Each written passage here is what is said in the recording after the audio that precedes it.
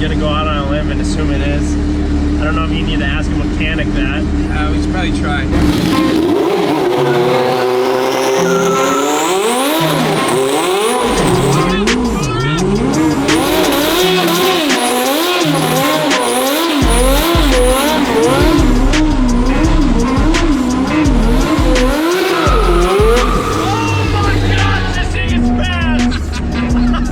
You could hear the turbo spooling while he was doing the Bernie. For a second, yeah, you didn't spool it right away. I was like, oh, it doesn't seem much different. And then we found the boost. I wasn't scared for the burnouts, but I am scared for whatever's about to happen. I'm nervous too, honestly. Keep my arms in.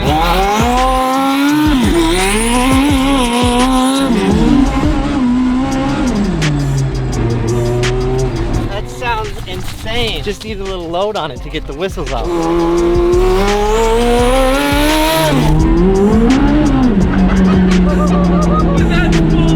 This thing spools up, like it's got absolutely no bottom end. And then once you do get to like 5,000 RPM, you feel it just lose all traction because it finally like starts pulling. It feels so cool.